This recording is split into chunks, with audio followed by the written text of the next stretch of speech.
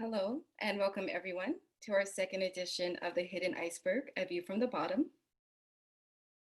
Before we begin, we would like to acknowledge that this event takes place on unceded Indigenous lands. The Kanakahauga Nation is recognized as the custodians of the lands in which we gather today. And the Tiohtià:ke, which is known as Montreal, is historically known as the gathering place for many First Nations. Today, it is home to a diverse population of Indigenous and other peoples, and we respect the continued connections with the past, present, and future in our ongoing relations with Indigenous and other peoples within the Montreal community. As an organization that is dedicated to social justice, we believe that it is necessary to honor the original inhabitants of the land and bring to light the consequences of colonialism. And we encourage others to learn about this history as it has an ongoing effect on today. This event was made possible through the financial support of the Department of Canadian Heritage and the Secrétariat aux relations avec les Québécois d'expression anglaise. We would also like to give special thanks to our research committee members, Jan Warnke, and the secretary, and also Stephen Thompson for their support of the data we will be presenting today. Also, we would like to give a special thanks to the team of CJLO for their support in promoting this event. So this workshop is aiming to supplement the public discourse surrounding systemic racism. We aim to give our participants the tools they can use to further understand systemic racism and how they can work against it. So just to give a recap of workshop number 1, we began last workshop with an introduction of Project Woke, which was an internship program designed by the BCRC to provide Black youth with skills they need to combat racism. During this workshop, the Project Woke interns joined us for a panel discussion where they expressed their experiences as interns and also their thoughts on anti-racism policies. And also they discussed what they believe needs to be done right now in order to combat racism. This panel was followed by 2 anti-racism activities, which called on our participants to better understand the different forms of racism, what anti-racism activities consist of, and encourage participants to evaluate their own progress in doing so, in becoming an anti-racist. If you would like to find out more about workshop number 1, you can find the recording of our webinar on the BCRC YouTube page, as well as on the Project Woke and Black in Quebec Facebook pages. So today's workshop will be led by Black in Quebec, who will further explore the systemic nature of systemic racism by presenting important data regarding the Black population of Quebec on the themes of economic well-being. Today's presentation will be followed by an engaging activity that will help participants learn and better understand the importance of the language being used when speaking about racism. So for all of those who don't know about the BCRC is a vibrant resource-based organization that strengthens the capacity of Montreal's Black community by providing professional support to organizations and individuals in need. The BCRC is also the Secrétariat of the wider Black Community Forum, which consists of various organizations that serve Montreal's Black community. The goal of the BCRC is to help visible minorities, specifically the Black English-speaking communities, rekindle their dreams and achieve their full potential. And this year, we are very happy to be celebrating its 25th anniversary. So just a few housekeeping rules before we begin. If you have any questions during this presentation, please type them in the Q&A box, and please indicate your name when doing so. Also, we will be having a question and answer period where you would be able to ask your questions And also, we will be discussing the group activity together. Also, we would like to remind everyone to please maintain a respectful environment and be very courteous, as this topic is a sensitive matter. Also, we would like to advise everyone that this webinar is being recorded. Now, I would just like to take a few questions to poll the audience by asking a few questions about race-based data. So question number 1, I agree that race-based data should be collected in Quebec. Strongly disagree. 2, moderately disagree. 3, neutral. 4, moderately agree. 5, strongly agree. Question number 2, I agree that not collecting race-based data is a form of systemic exclusion. And question number 3, I agree that systemic exclusion is a form of systemic racism.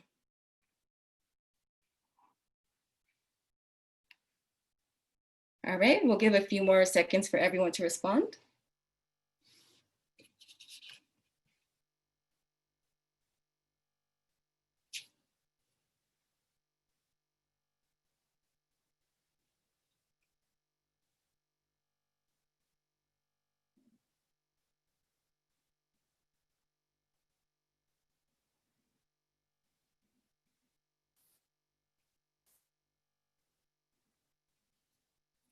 All right.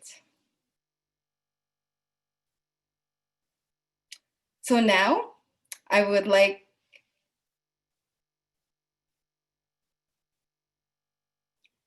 all right. So thank you everybody for responding. Now I would like to begin the presentation. We'd like to move on to the presentation. I want to introduce from the Black in Quebec team, Fang. Thank you, Cherise. Hello, everyone. In this presentation, the Black in Quebec project team, me, John, and Eileen will be presenting an overview of our research project and some preliminary results we have observed so far, and also 2 activities at the very end. So the Black in Quebec project is an in-depth study into the English-speaking Black community in Quebec. To start our presentation, we would like to show you some of the very basic demographic characteristics of the Black population in Quebec. According to the 2016 census data, the Black population includes 319,230 people in Quebec, representing 26.6% of the total Black population in Canada, which is the 2nd largest Black population in Canada. The Black population is also growing in number from 1996 to 2016. In 20 years, the Black population in Quebec has more than doubled in size from 131,970 in 1996 to 319,230 in 2016. With respect to the generation status, the Black population in Quebec has diverse backgrounds and experiences. In 2016, among the total Black population in Quebec, 61% are first generation, 34% are second generation, and 5% are third generation and more. That's to say, in Quebec, close to 4 in 10 Black people were born in Canada. If we take language into account, in Quebec, the 2016 census data also showed us that 18.1% of the Black population reported English as their first official language spoken. So far, we've presented some basic demographic characteristics of the Black population in Quebec. However, challenges and issues, such as those related to labor market integration, income inequalities, differential access to resources, education, etc., these may impact various groups differently within the Black population. So therefore, the main question the Black in Quebec research project tried to explore and answer is, what is the objective and subjective well-being of the English-speaking Black community in Quebec compared to other subpopulations? This research project aims to first reduce the gap in knowledge and information between community and mainstream society by providing in-depth data and analysis on challenges facing the ESBC.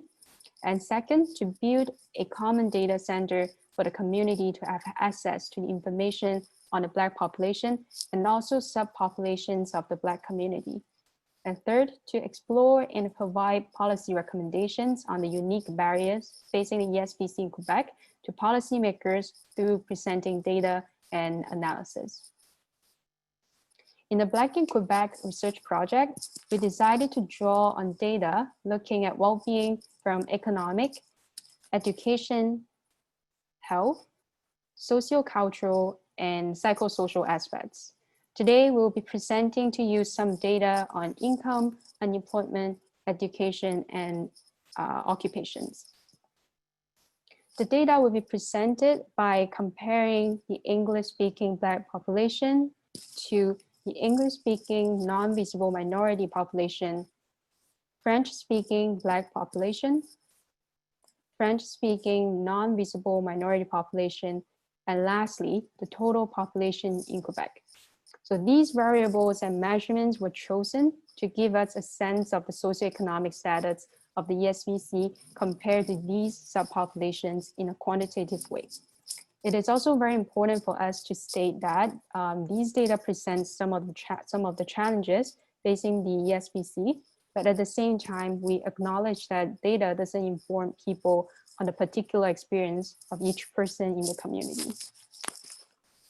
So, as mentioned previously, our study covers different thematic areas in trying to understand the state of well-being of the ESBC in Quebec. I should note now that in some of the data we are presenting today, the population observed may not be segmented into language differences or maybe in the context of Canada instead of Quebec. So right here, the first slide shows the average income in 2006 and 2016 for different subpopulations in Quebec. The blue bar here represents the total population in Quebec. The red bar represents the Black population, and the yellow bar is the non-visible minority population. What this table shows is that from 2006 to 2016, the average income increased for all populations. However, the Black community earned significantly less income on average, and this average income disparity has increased over time from $9,252 to $11,217. The next table shows the percentage of people living below the low income cutoff in Quebec in 2006 and 2016. But this time, the subgroups are also segmented by language. So here we have the blue bar represents the total population in Quebec. The red bar is the English-speaking Black population. The yellow bar is the English-speaking non-visible minority population. The green bar represents French-speaking Black population. And lastly, the orange bar represents the French-speaking non-visible minority population.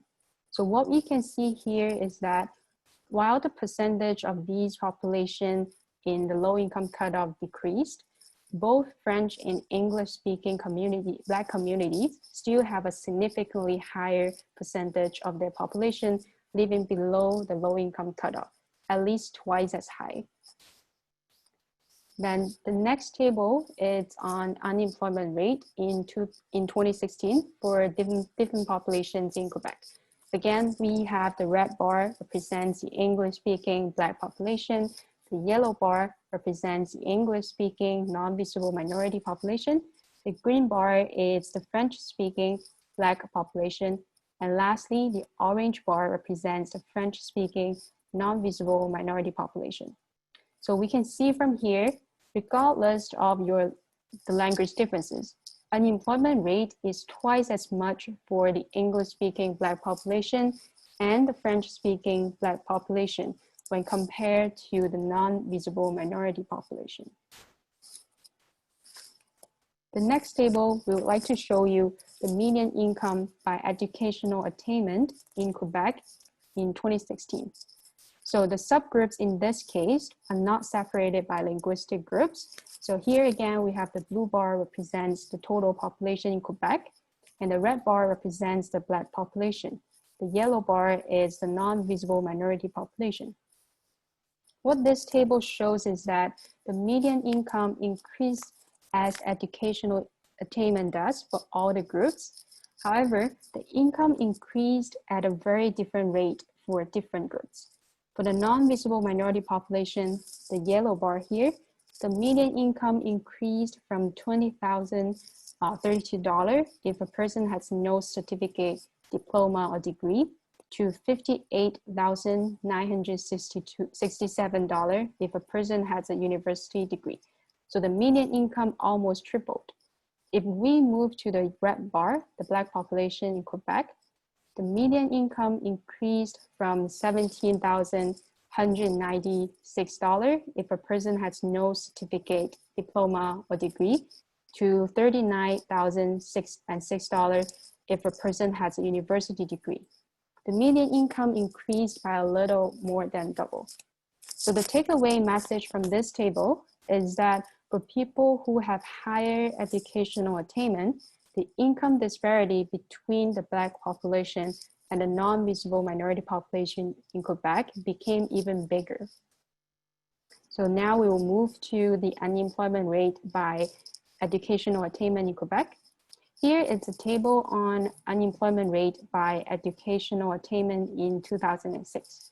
The number in black here indicates the multiplying factors. The red bar again indicates the Black population in Quebec, and the yellow bar represents the non-visible minority population. So first, we can see that the unemployment rate is generally lower for people who have higher educational attainment. For example, for the Black population, unemployment rate decreased from 21.8% if one has no certificate, diploma, or degree to 11.5% if one has a university degree.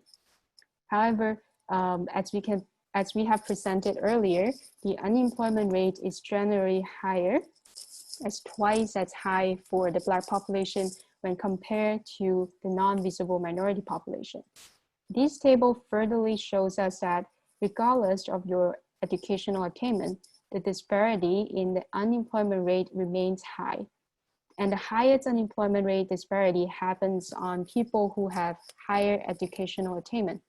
For example, people in the Black population, the red bar, who have university degree, diploma, or certificate, their unemployment rate is 3 times as high as when compared to the non-visible minority, the yellow bar here. Then we want to see in 2016, the unemployment rate by educational attainment. We can also see that the unemployment rate decreased as people achieved higher educational attainment. And again, the number in black here indicates the multiplying factor between the two subpopulations' unemployment rate. In 2016, we are still seeing the highest unemployment rate disparity happens on people who have higher educational attainment. People in the Black population, the red bar here, who have university certificate, diploma, or degree, their unemployment rate is still close to as tripled as high when compared to the non-visible minority, the yellow bar here. So far, we've presented some data from the 2016 census. And next, John will be talking about some more recent data from the labor force survey and also talk about what does these data mean. Yeah, thank you, Fang. So this graph that we're looking at here, it looks at the sectors in which the Black population is most employed. As you can see, health is a leading sector for employment, followed by retail, trade, manufacturing, administrative support, accommodation, and food services. We also put that side by side with recent data coming out from StatsCan from the labor force survey that also summarizes some of the impact to these industries in terms of their percentage change in employment from July 2019 compared to July 2020. And we wanted to do this just to get a glimpse of potential risks that come to the labor forces in each of these sectors and the kind of situation that they might currently be facing at the moment. We've yet to kind of fully analyze the data set that from StatsCan, but this information is coming from StatsCan, their own summary of the labor force survey.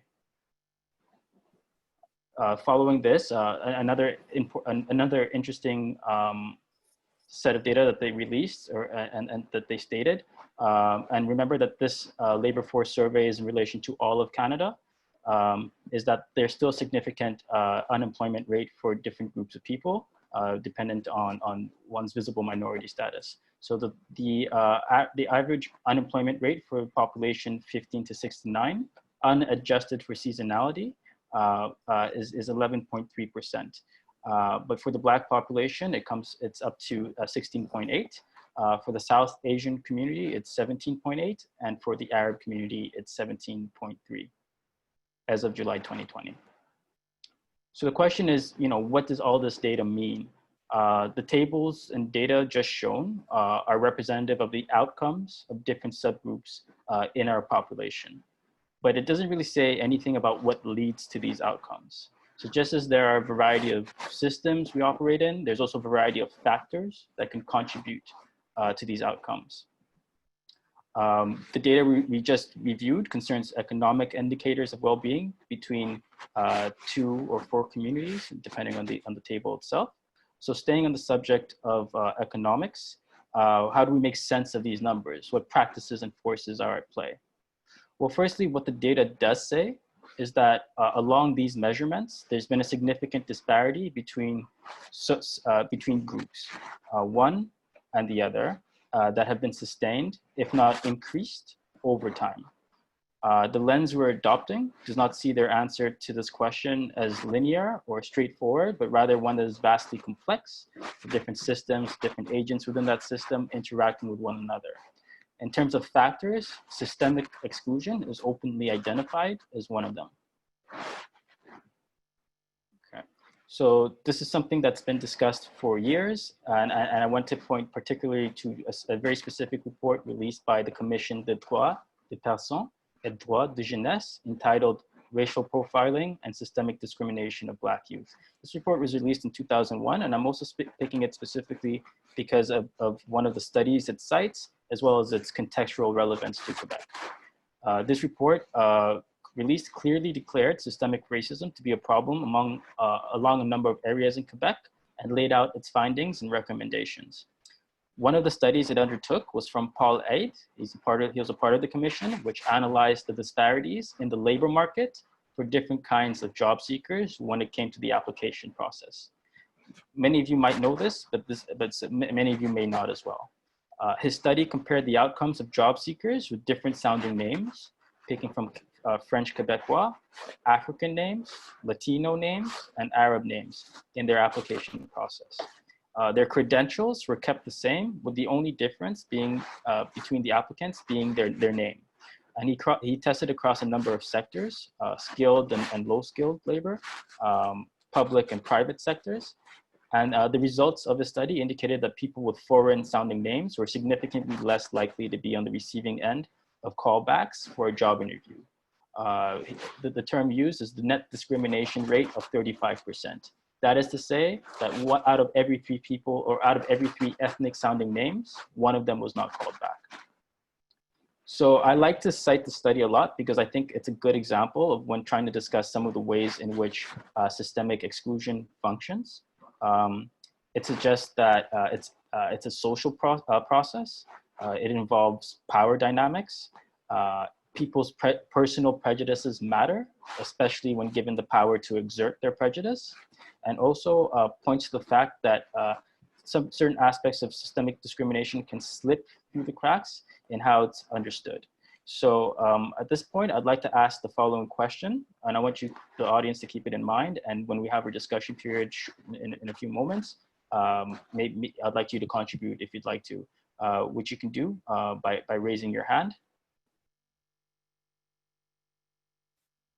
Okay, so I now want to refer to the aforementioned report. I want to quote a certain statement on systemic discrimination directly from them. Although all Quebec citizens formally have equal rights today, racialized groups are still the target of individual attitudes and behaviors tinged with prejudices, as well as discriminatory practices and organizational norms which have deep historical roots, something we'll comment on shortly after. The cumulative effect on members of these groups resulting from structural disadvantages inherited from the past is still felt in every sphere of public life today. That being said, it cannot be denied, given its desire to accept diversity, Quebec society has implemented a large number of measures in recent decades aimed at enhancing the participation of racialized groups and immigrants in public life.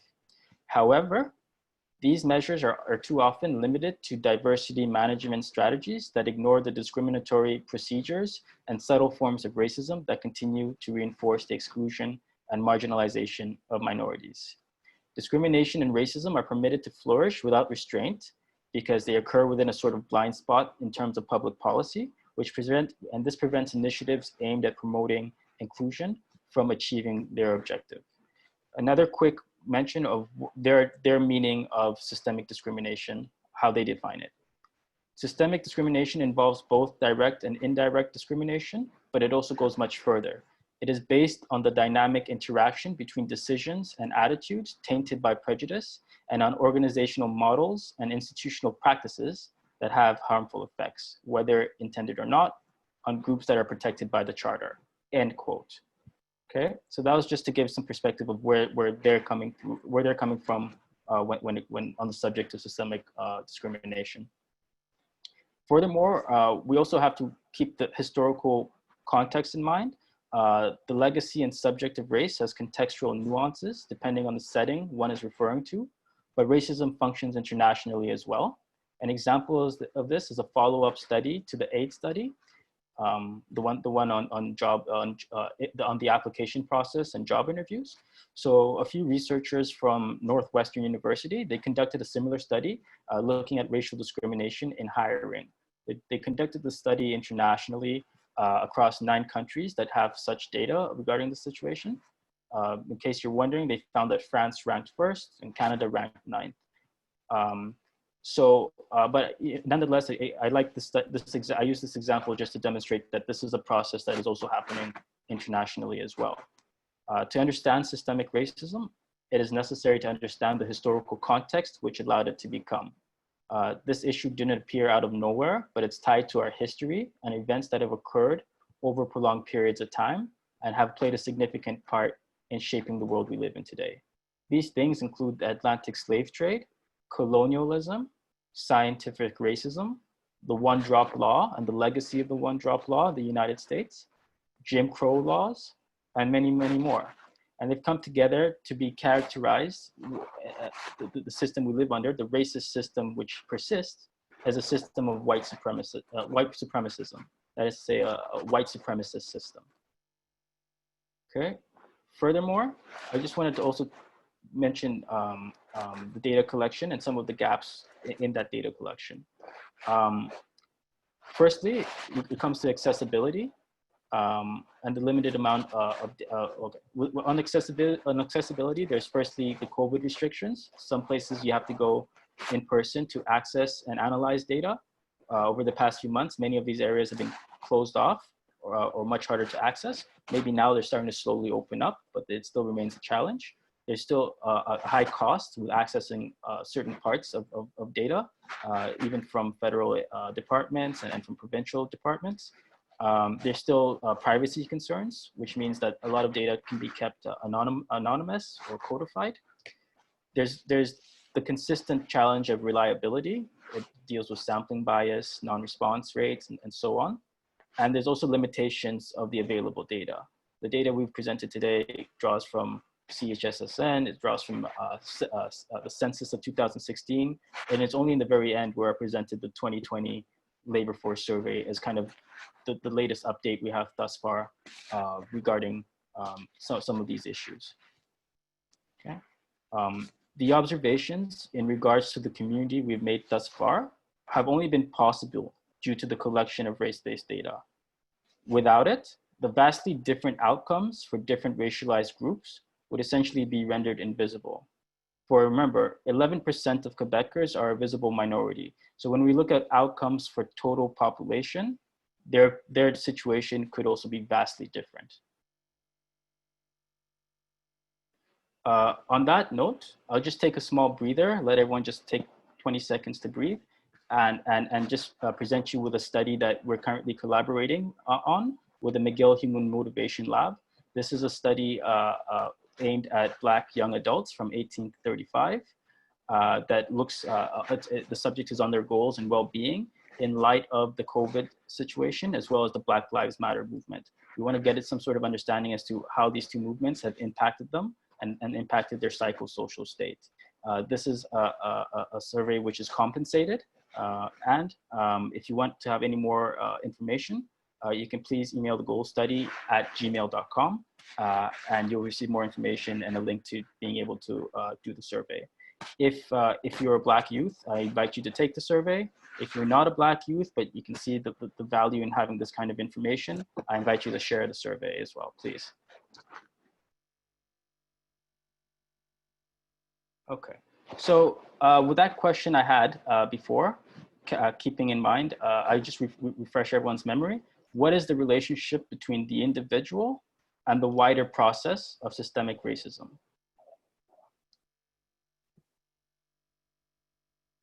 So of all the attendees, we have one who's raised their hand. They'd like to speak, and I'll allow you to speak. If you wanted to introduce yourself as well, it'd be much appreciated. And unmute yourself as well, please. Oh, that would be me.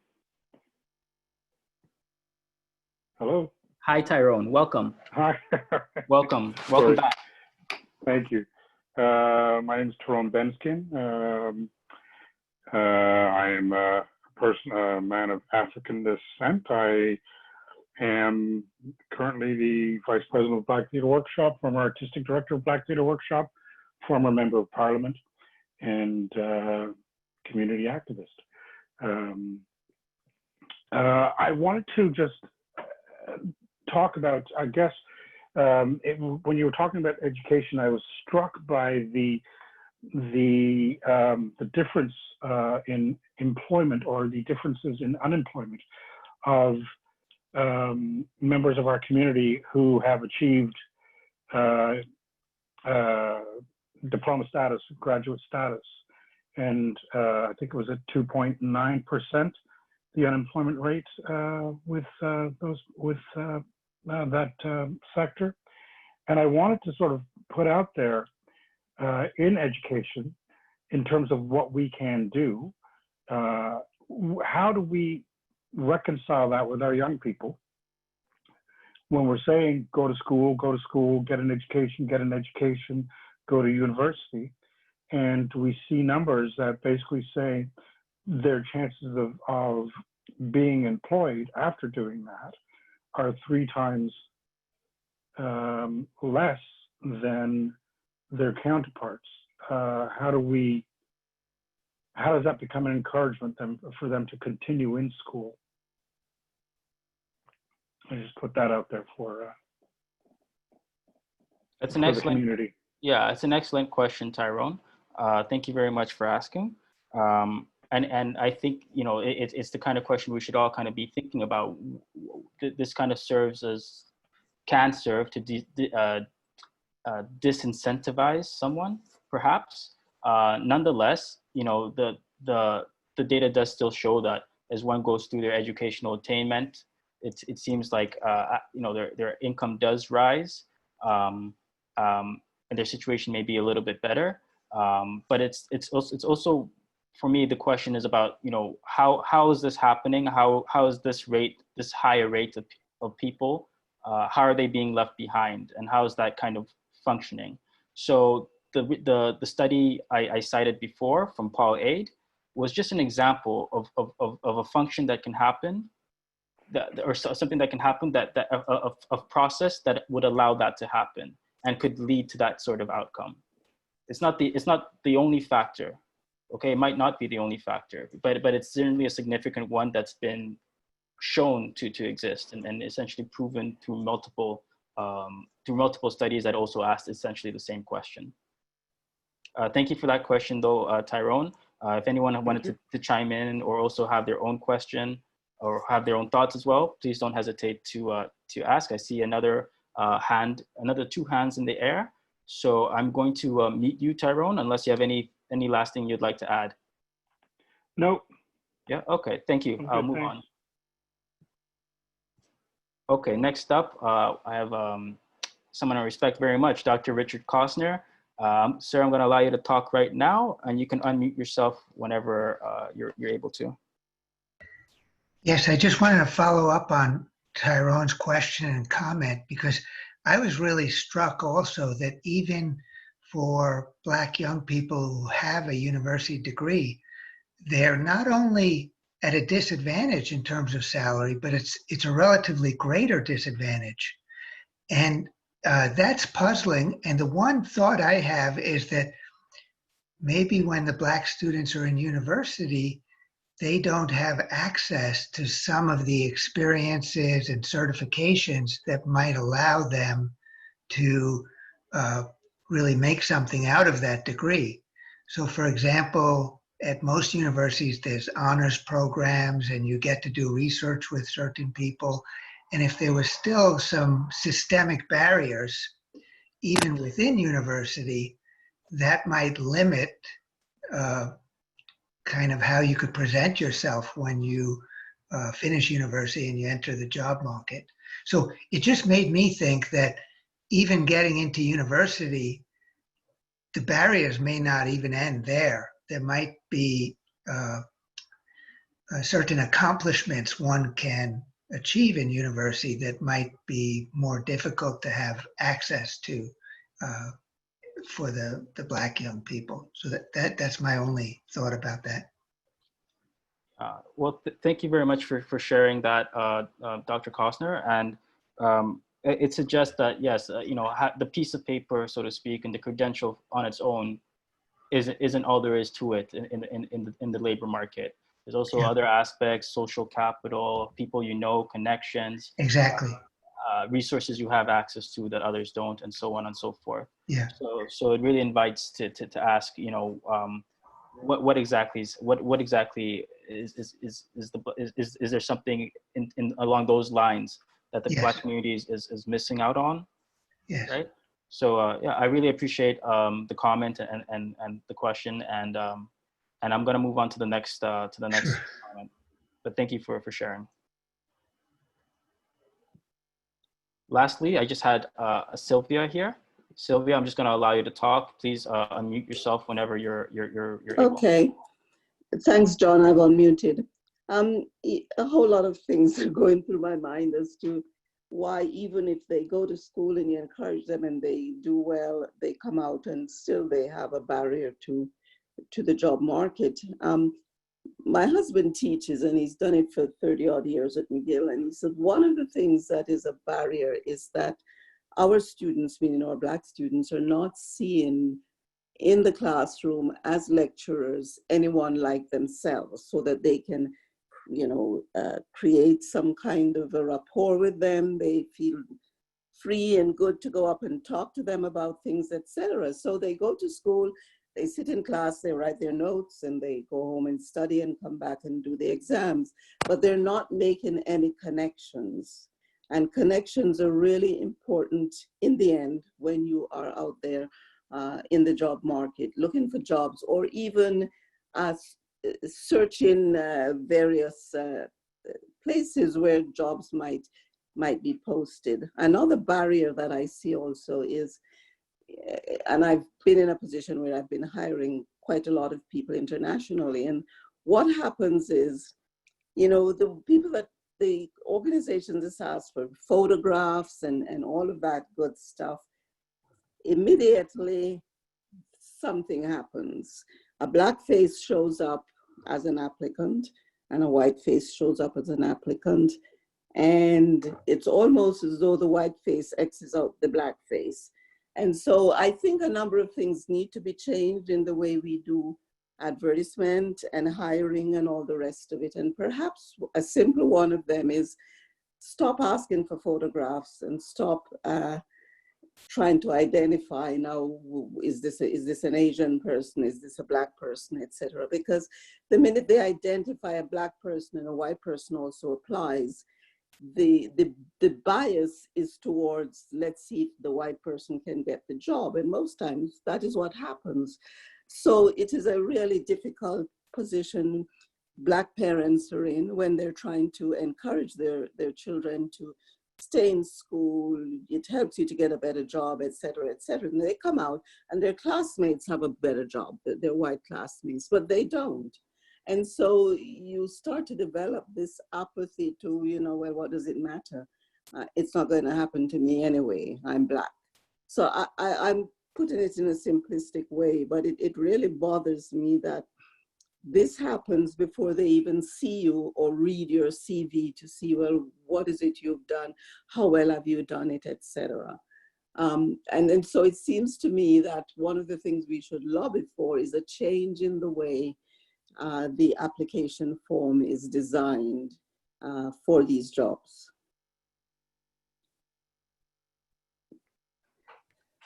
Hello. Sylvia, thank you so much for that comment. I think it's actually really insightful, and yeah, I agree a lot with you know, talking about some of the barriers in terms of connections people hold and whatnot. I think it follows from what Dr. Costner was also saying a bit, and when it comes to incentive, also Tyrone also just started that with mentioning what incentives do people have, you know, if they already know that they're going to face structural barriers nonetheless.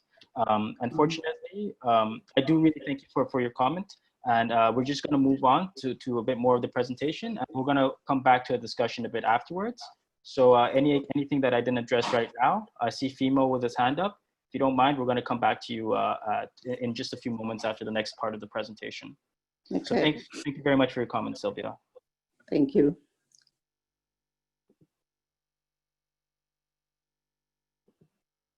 Okay, so with that being said, we're going to shift towards the first sort of activity. This is a graphic. It comes from the National Career Development Association. The text underneath the title of the graphic, Intersecting Axes of Privilege, Domination, and Oppression. It's adapted from Catherine Polly Morgan's Describing the Emperor's New Clothes, 3 Myths of Educational Inequality, The Gender Question in Education, Theory, Pedagogy, and Politics. This graphic applies an intersectional framework, and it consists of privileged groups and identities and traits at the top of the strata, as well as oppressed groups at the bottom of the strata. It also consists, importantly, of terms that describe different types of oppressive relationships: genderism, sexism, language bias, colorism, ageism, heterosexism, so on and so forth. Okay, it was created in 2017, and it's an adaptation of Catherine's previous one. So they created it for themselves.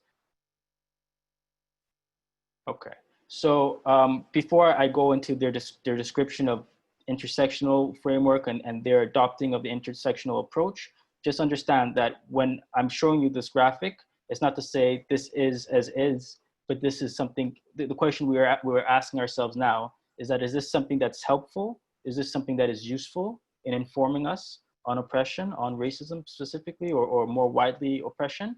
Is this something that we could take and adapt for our context? And furthermore, I also invite you to, either in your head or on a sheet of paper if you have it now, try to kind of replicate this wheel and ask yourself where you fit along this axis, which groups you're part of, either on top or on bottom, or a bit of both. And so, yeah, I'm gonna just follow now with their description of how they're using the term intersectional. I like to do that because I don't wanna misrepresent how a particular group or person uses that term. I'd rather just let them speak for themselves. Intersectional, which is a common term used in the discourse of oppression, privilege, and power. Intersectionality has moved from academia into more mainstream conversations and circles over the past decade. Although intersectionality is a commonly understood term among some people, it is still not understood by many. Intersectionality provides a framework that includes a constellation of identities in relation to privilege and oppression. Identity in this case is not static, but contingent and contextual, and the simultaneous effects of multiple identities are noted in intersectionality. A privileged position and identity inherently benefits from oppression. Further oppression is experienced differently depending on a person's identities. So people can simultaneously hold a privileged position and oppressed identity depending on where their identities fall on the axes of privilege. This is why I invite you to do this activity. It'll be quite interesting. Furthermore, the axes provide a depiction of intersectionality that can be useful in locating your privileged and/or oppressed identities. As a result, you can begin to understand how you experience oppression and/or privilege with overlapping social identities. Intersectionality provides the lens through which we learn to understand the many forms of oppression and how they overlap. These identities categories are not exhaustive, and intersectionality is a dynamic theory that continues to expand. Lastly, intersectionality has the potential for coalition building, because identifying categorical differences can enhance the potential to build coalitions between movements by acknowledging differences while promoting commonalities. This can lead to mutual acknowledgement of how structures of oppression are related and linked.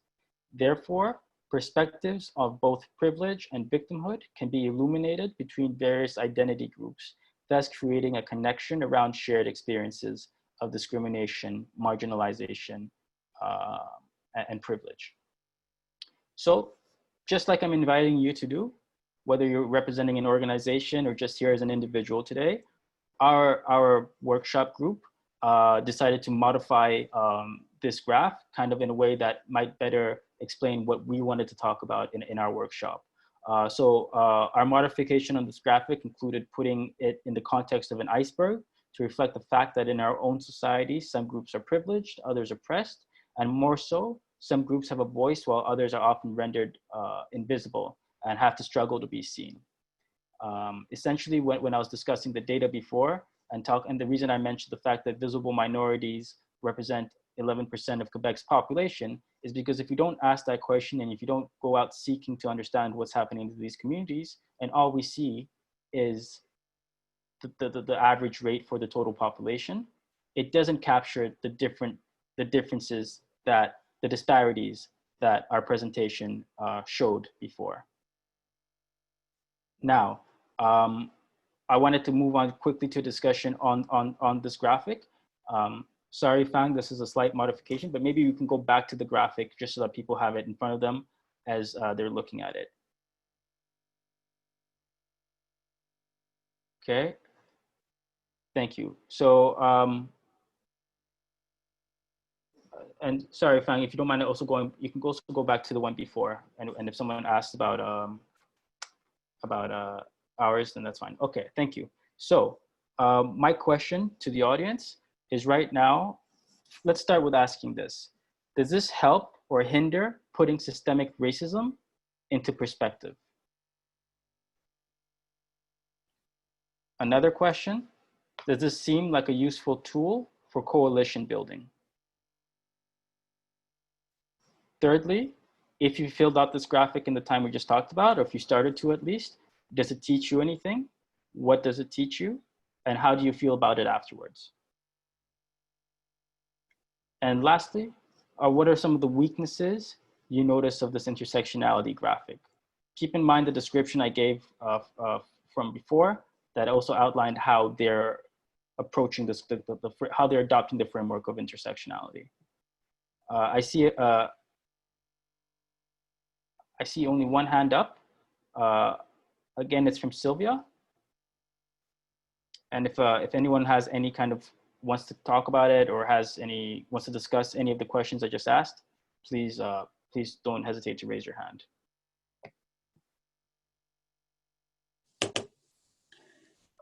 Hi, Sylvia. Hi, John. Yeah, I have to say I find the graph a little too much and confusing. Mm. I'm not sure if they couldn't put some of those things together and make less lines going all over the place. So I probably, because I'm looking at it on a small screen, but to me, it's just a lot of stuff. I think I'd need days to try and figure out, well, what are you trying to say here? And isn't there a simpler way of indicating where the crosses are, you know, what's related to what, etc. But that's just me. I tend to like to simplify things, because when I do that, I find that more people are interested and will pay more attention to it. So it probably is fantastic if you really figure it out, but I think we should be able to look at it and not be so overwhelmed by writing and stuff and lines and what have you. So, you know, probably someone in academia might thoroughly enjoy this, but if you're trying to appeal to the general public, I think it's a little too much, too complicated. Mm. Yeah. Yeah, I see that. And it's true, it is a lot to take in. I also kind of suggested for each group or person or place, there's a kind of contextualized version of it. I think what it does try to do is point, you know, to the many identities. So of course, there's going to be a lot of content, and it is quite complex. So it is quite a bit to take in. I understand as well. That's perfectly a perfectly fine comment. I agree. Yeah. It's hard, John, to see the relationships. You know, like for instance, I look and there's English as a second language, and then an arrow goes into the middle, and I don't know if it comes. I guess it goes around to something like language bias. Like I don't know. I don't know how it's connected. Okay. Well, thank you. Yeah, I mean, I agree. There's probably ways we could simplify it, and kind of also it could use elaboration as well. Once you fill it out, there's still a lot more work to do to understanding how these different identities kind of intersect with one another. Yeah. So, thank you. No, thank you very much for your comment, Sylvia. I'll just move on to a question that was asked in the Q&A, which is by Christopher David. Can we please conceptualize and develop our own wheel based on the real life experiences of Black people in Quebec, which also gives more weight to those aspects which are most important? I mentioned before that, yes, I do think that we can kind of have a different wheel for different spaces, and to elaborate different points. But it was just a question that's also kind of thrown out there, and it's also for the audience to consider for yourself. I have another person with their hand raised. This is Dr. Lorraine O'Donnell. Hi, Lorraine. Hello. Hi, Lorraine. Welcome. Hi there, John. I'm from Concordia University, Lorraine O'Donnell. I have a couple of comments, and thank you for this very interesting and useful presentation. On the second graphic you showed with your own interpretation, which I found very useful, I wouldn't necessarily say English speaking, well, let me nuance that. Speaking English certainly can be a disadvantage. It would be very useful to see data on bilingualism. So being a monolingual English speaker has a different weight in Quebec than being a bilingual English speaker, not to deny that there's linguicism. Secondly, I would add both to the wheel and your graphic the issue of immigrant and migrant status. So certainly refugees and immigrants have different experiences.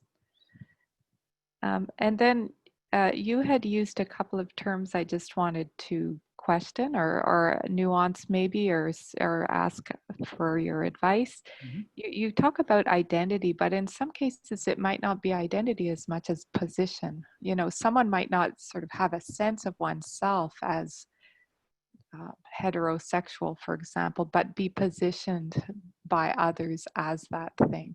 Yeah. So, you know, I wanted to mention that, and relatedly, you use the word victimhood, and certainly as a lifelong feminist working on women's issues, women, I don't think would use the word victim often unless it's, you know, issues of violence and so on. It might be a position again. Thank you. Yeah, thank you very much for your comments, Lorraine. I just wanted to, I agree, first of all, that I think we should elaborate more on the unique social position of bilingual people, and how, you know, it also, it's very different from just speaking one language, or you only speak English here in Quebec, as well as the real disparities between the immigrancy, newly arrived immigrants, compared to people who are either born here or raised here over a long period of time. I agree. Lastly, on the question of identity, I think you also touch on something that's very interesting, which is, yeah, is this a question of people identifying themselves or being identified as such? And it also, I just to kind of like give an example that also touches on that very question, which is using the term racialized minorities as opposed to racial minorities, because it suggests that it's not just the process of people identifying as this one group, but people being collectively identified as a particular kind of group, and a group kind of being created. So so thank you very much for those comments, and I do see the fault I made in using the term victimhood. That's definitely my mistake. So I'll be sure to kind of, you know, rephrase and be careful with kind of how I describe one situation. Okay. So so I don't see anyone else with their hands up unless there's one more. Yes, I see a Mise Johns. So this might be just the last comment we have. Hi, welcome. See, am I unmuted? Can we hear me? Yes. Okay, great. Yeah, hi, I'm Mise Johns. I'm an employee of Y4Y Quebec. I guess we're natural friends of the BCRC, but I guess firstly, I just want to say thank you for the insightful presentation and data. Yeah, no, I guess I wanted to address one of your questions. I was hesitant to kind of speak because I didn't want to, you know, put my foot in my mouth, and I definitely want to be, you know, productive and part of the solution. So I hope at the very least it would be contributing to the conversation. But I guess I wanted to answer the question of coalition building, because I mean, while I personally definitely don't disagree with anything on this particular graphic, I feel like it may be, you know, painting things with too broad a brush. That's my fear. And it may be like simplifying things a little bit and not speaking to kind of like the nuances within like the power dynamics. For example, you know, many of the people on the lower spectrum who find themselves in positions of power. And I just feel like, you know, like a graphic like this kind of, you know, upsets people who may find themselves in the domination portion of this, who you know, in their lives, you know, experience areas of not domination. So I don't know if that's, I'm kind of muddling it now, but if you know, if you have an answer to that, that'd be cool. Yeah, I really I really appreciate, you know, your commentary and your take on it, and your, if please correct me if I'm wrong, but, you know, a bit of scrutinizing this graphic, see if it actually does fulfill that function of coalition. I'll just say from my personal experience, doing this graphic and filling it out where I fit in, it was also kind of enlightening to me to kind of learn about different things I benefit from, or I have privilege in terms of. And so to have a bit on both sides really kind of put some things into perspective for me well. In terms of this graph being useful, again, it's kind of a more wider discussion of this graphic being useful in terms of really showing the interrelation between these different identities. You know, I think it's an open-ended question to what degree is it useful? Perhaps not as much as it could be.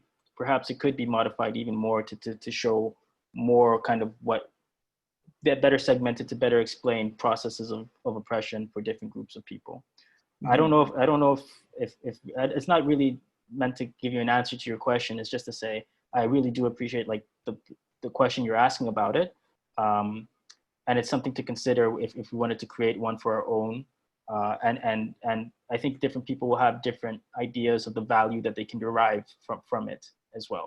Yeah, I don't know if I'm still, I'm still on, but no, I definitely agree that I think it's a good start, and I think open-minded people could kind of, understand it and speak to those nuances. But I mean, I guess another, thing I was thinking, and, it's more of a question. I noticed, I think it's from 1996, and that's, I think that's, how many years ago? Was that 24 years ago? Yeah. And have we come, has there been any difference? Has there been any progress in that time? So, it's actually something I was thinking a lot throughout this progress, like how old does data have to, or how new does data have to be relevant? I mean, there was some stuff from 2000, and I don't have the answer, but it's just a question that, I was wondering. But so that was just another thing. But I mean, overall, I see the point of this personally. I guess it was more in the topic of coalition building, where it might be a little, Yeah.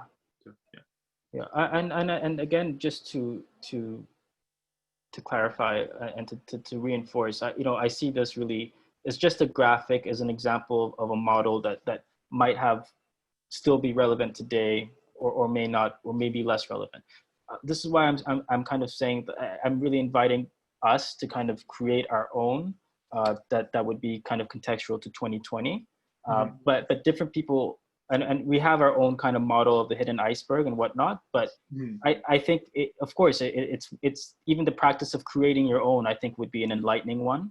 It would probably be something you could learn a lot from, and start to have the discussions of trying to understand, what subgroups in our society might have a privilege or might be on the end of oppression.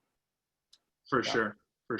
I'm sure you want to move on. I don't think you want to take up too much more time on this, but I guess just to like simplify what I was trying to say is, I mean, I have conversations like this with people who find themselves in the upper portion of this group, and I find them kind of digging their heels in when I kind of paint them with that broad brush of being like totally people in a category of domination, when in their lives they experience from their perspective, it doesn't feel like that at all. So it kind of puts a bit of a halt on the whole conversation, a conversation that, they should be having and would benefit them as well. But anyways, I think the point's been made. So, yeah. And the very last point on that, Mise, is that, for the ones who attended the last workshop, you would have seen this, and we're going to post this up in the list of resources. But we also had something called the growth zone that looked at kind of different stages and one's kind of understanding of race and how it affects different people. It's the only message I want to leave off on is that, yes, you might be completely on the top half, but it doesn't suggest that, so other people's experiences don't exist, and so on. So when we talk about the growth zone and understanding and incorporating anti-racism, the more you do that, it's fundamental that you acknowledge your place in it as well, right? But with that being said, I'm sorry, I'm just going to kind of keep going with the presentation. Thank you. And maybe towards the end we can come back with that. But thank you very much for the comment, and this is great. It was a great comment. Thank you.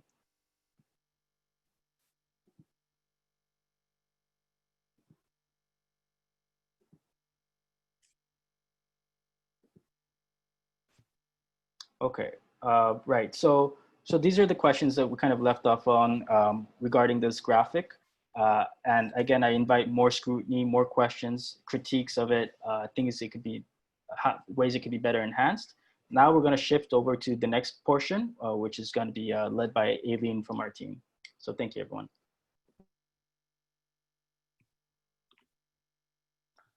So yeah, hello everyone. Our next activity is a short language-based activity. Language is an important tool to convey messages, and in a world of screens and keyboards, the impact of words can be substantial. Therefore, if we want to strive to be anti-racist and educate others, then it is important to first educate ourselves on the different terms and language used when speaking about racism, so that our words won't be misunderstood or misconstrued. Here are some important terms used in race-based issues. So in a few seconds, a series of polls will be shown on the screen, and which will ask you, the participants, to choose which term or definition best fits the term or definition given. So we're gonna start with the first poll. So the question is, which of the terms written below best encompasses racism? Is it race plus race prejudice plus social and institutional power? Is it a system of advantage based on race, a system of oppression based on race, or is it a white supremacy system? We'll give you a couple of seconds to answer that, and then we'll share with you the answer.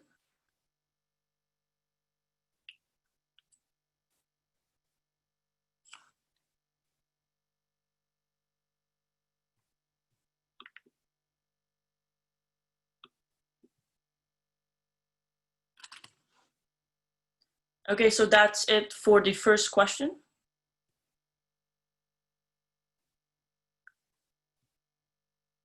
Okay, so racism, actually, when it comes to racism, all the choices given were all forms of racism.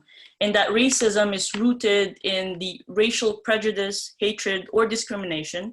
And it involves one group having the power to carry out systemic discrimination through the institutional policies and practices of a society, and by shaping the cultural beliefs and values that support those racist policies and practices. Now we're going on to the second poll, which asked,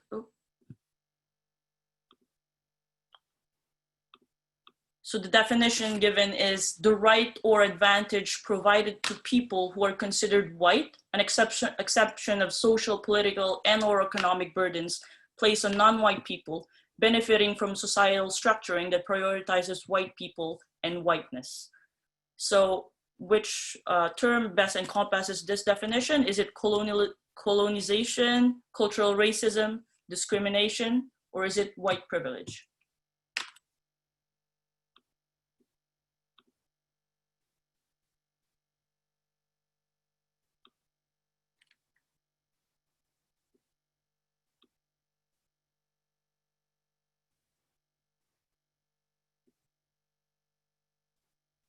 Again, that's it for the second question.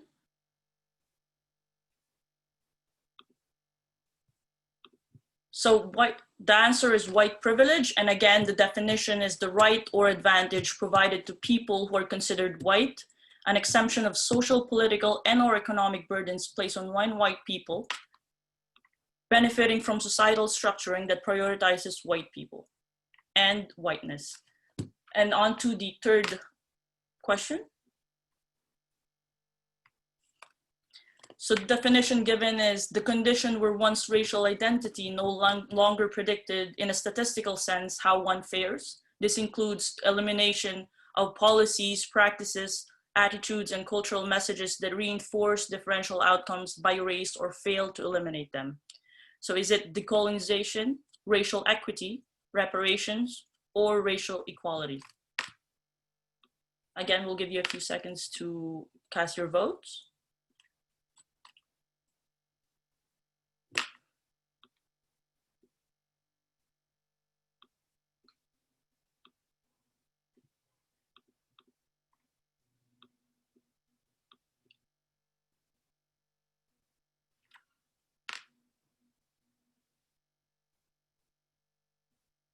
And that's it for the third term.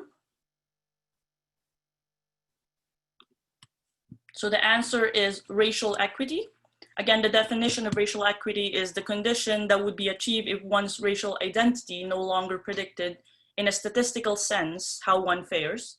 When we use the term, we are thinking about racial equity as one part of racial justice, and thus we also include work to address root causes of inequities, not just their manifestation. This includes elimination of policies, practices, attitudes, and cultural messages that reinforce differential outcomes by race or fail to eliminate them. And on to the fourth term. So the definition given is the ways in which policies and practices create different outcomes for different racial groups. The effects is to create advantages for whites and oppression and disadvantage for people from groups classified as people of color. So is that institutional racism, cultural racism, racial inequity, or oppression? Again, we'll give you a few seconds to answer.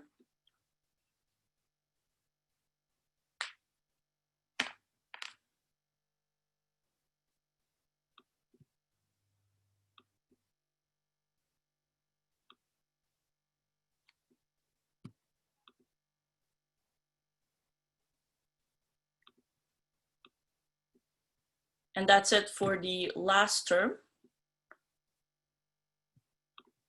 So the answer would be institutional racism. Institutional racism refers specifically to the ways in which institutional policies and practices create different outcomes for different racial groups. The institutional policies may never mention any racial group, but their effect is to create advantages for whites and oppression and disadvantage for people from groups classified as people of color. We acknowledge that language evolves over time and is characterized by the current state of the society in which we live in. A word may have a different meaning now than it did before, which may cause confusion and controversy. It is critical to achieve some degree of shared understanding so that the quality of dialogue and discourse on race can be enhanced. The definition of the terms discussed today come from the Racial Equity Tools Glossary, which is a valuable resource designed to support individuals and groups working to achieve racial equity. Visit their website for more definition and to learn more about the tools available to better educate yourself on racial issues. And that's it for the second activity. Back to you, John.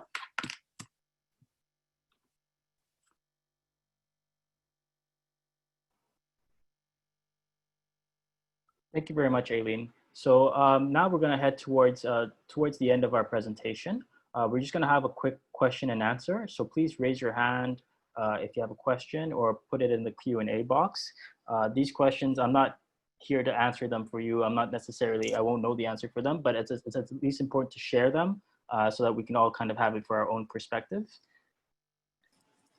Before I get into the questions that have already been asked or start picking on people to answer, there's a few things I wanted to say, which is just following off. I just wanted to present two questions that were asked last time that I think were of great value.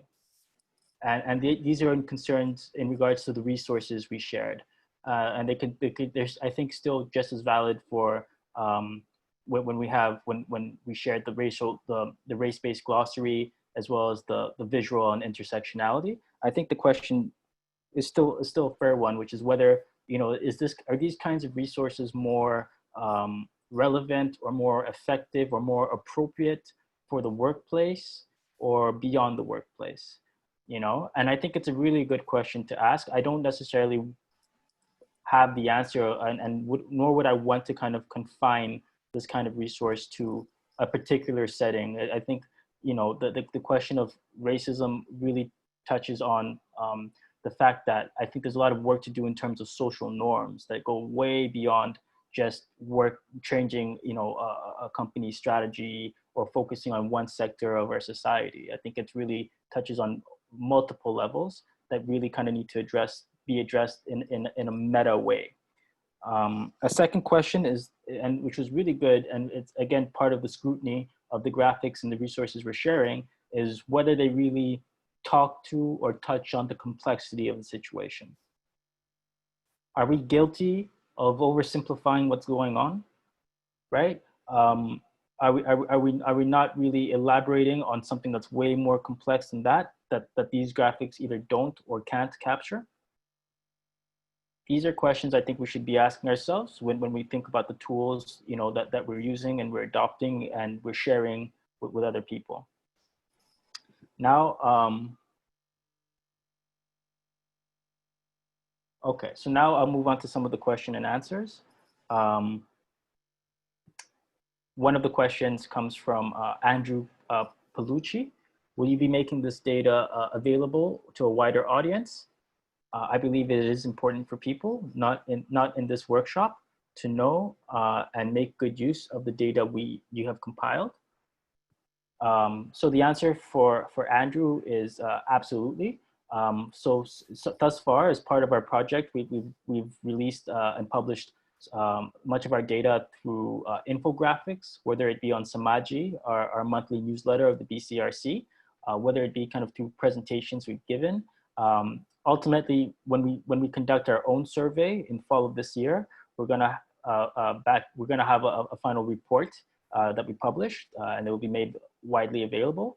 And even to the buildup of that, of undertaking our study, we're going to have a few publications in between now and then that elaborate further and further look into and analyze the data sets that we're working with. So thank you very much, Andrew. Another question, Christopher Davids, no comparative data for First Nations people. I think you're right. It's something we should definitely consider. By no means are we under any false impression that Indigenous people are not discriminated against or have really big issues with oppression in this country and are on this receiving end of an oppressive system. So that's a great thing to point out, Chris. Now,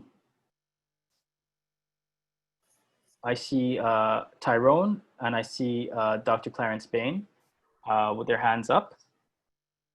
Before I go on, before I unmute you, I just also wanted to mention something really quickly, which is that the whole purpose of this workshop is to supplement an ongoing discourse we're having in our society in regards to race and its systemic nature. In this dialogue, there's a lot of noise, and there will be a lot of noise. Some of this noise is really positive because it's questions about the complexity of the situation. It's questions designed to kind of really widen understanding about the situation and share that widened understanding. There's also noise that's intended to disrupt, right? And using tactics such as false equivalency, whataboutism, even saying something along the lines of all lives matter, we feel is more of an attempt to disrupt this conversation from happening, right? As opposed to letting us continue to have a flow in which we can try to learn something from one another, share some of our resources, and kind of learn about this together. That is to say, practice, trying to practice a form of consensus building, which we hope to just have ignited, but by no means is this going to end. This process we intend to end anytime soon. So without further ado, I'm gonna pick on Clarence Bain to talk, and then Tyrone afterwards. Hi, Dr. Bain. I'm gonna have to ask you to unmute, please.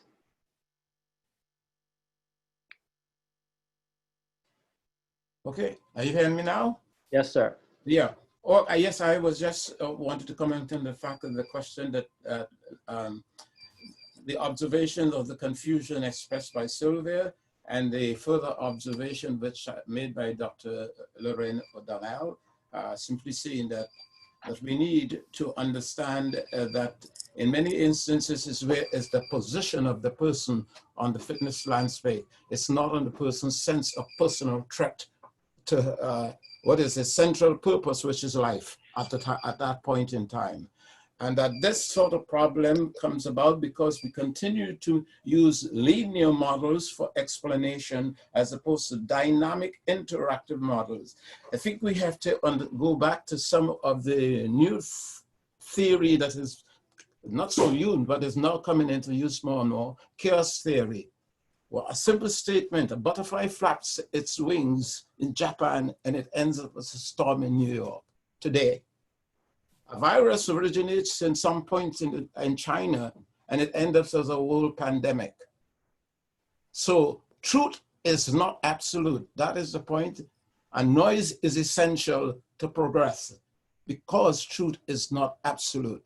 Truth is constantly, just like learning is not a sort of thing. I learn this. Learning is a continuous, endless, complex process of human existence. Not just human existence, because all life learns in some sense, right? So I am glad that these questions have been posed because I think we need to introduce it into the dynamics of how we present our data and how we speak about it. I like the last presentation, actually. We need to understand the meaning of our words before we begin to react to what anyone is saying. We need to spend a lot of time understanding what we're saying and how we are using language before we begin to have an opinion about what is being said. So that part of this presentation I find very useful. Thank you. Thank you very much for your comments, Dr. Bain. Lastly, I just wanted to move it to, I believe Tyrone is the last person with his hand up. If you wanted to speak again, if I'm not unmistaken.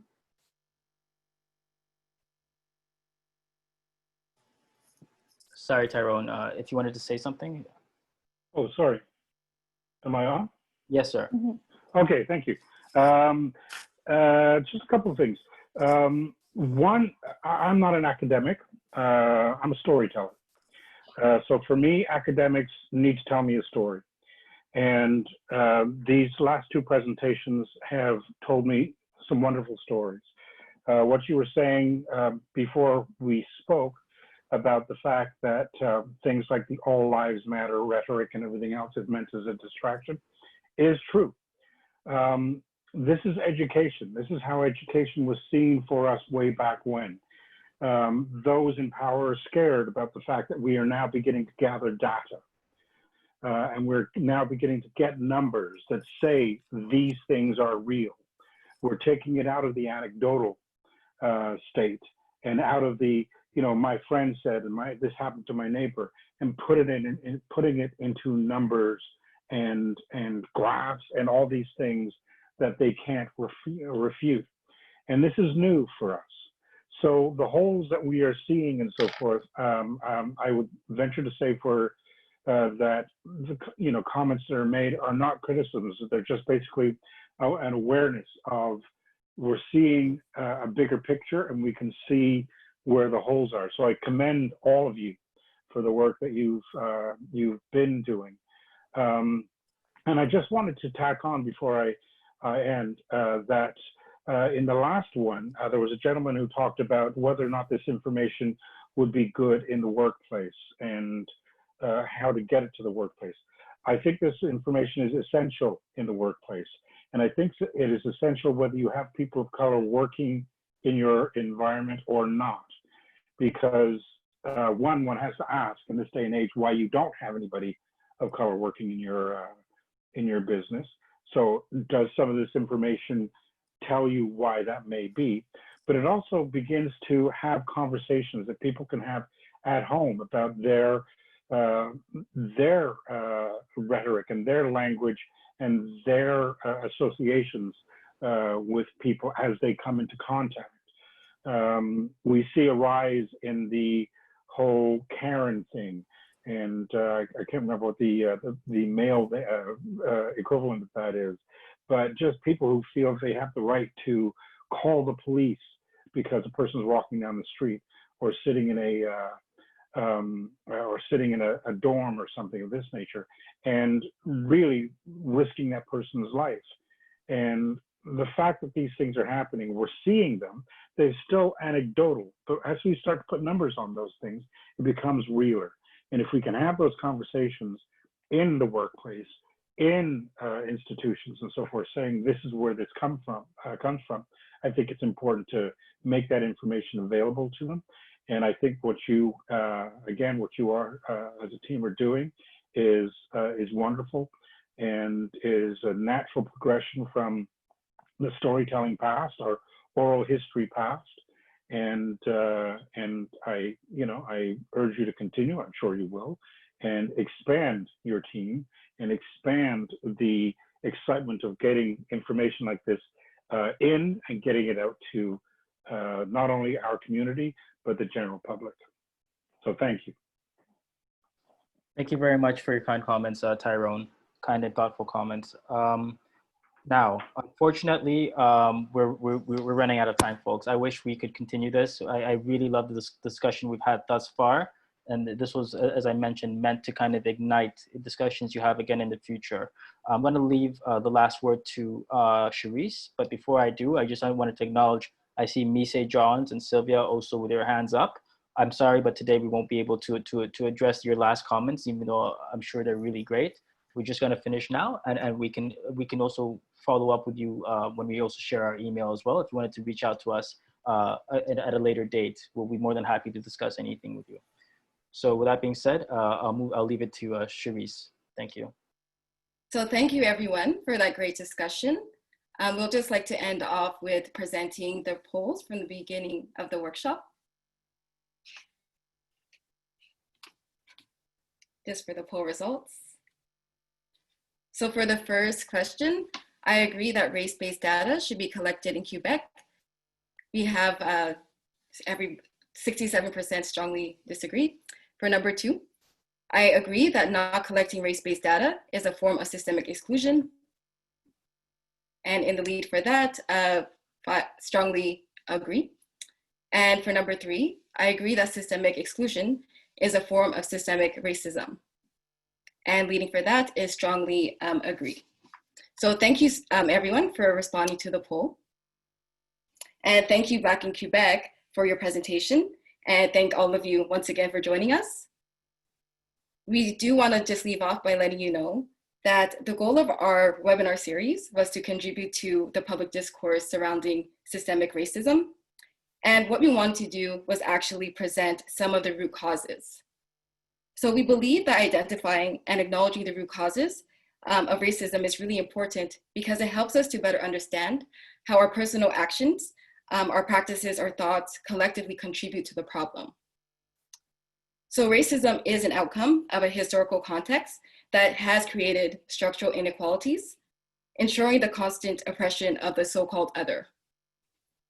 So for us, combating racism requires confronting these systems formed by white supremacy, which has created the conditions to allow this to resist, and we're actively working towards changing that. So the title of our workshop, The Hidden Iceberg, A View from the Bottom, was inspired by our desire to actually bring to light the perspectives of those who are marginalized in society. So when we look at current events such as the killing of George Floyd, we want everyone to understand that this is not just a random act of racist violence. However, this could actually be symbolized by what we see at the tip of the iceberg. And what is below is actually compounding actions of racism, such as racial profiling, mass incarceration, discriminatory hiring practices, along with the denial of racism, all while possessing racist ideologies, regardless if it's covert or overt. So we hope that our participants have been equipped with the tools that can help them on their journey of becoming an ally. And we are empowered and feel empowered to actually take action against racism in a way that will make the change that is needed.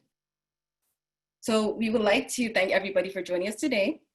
And we look forward to presenting more workshops like this in the future. And if you have any suggestions for future workshops, please feel free to contact us by email. So the email will be researcher@bcrcmontreal.com. Also, a link to today's webinar will be made available on the Black in Quebec Facebook page.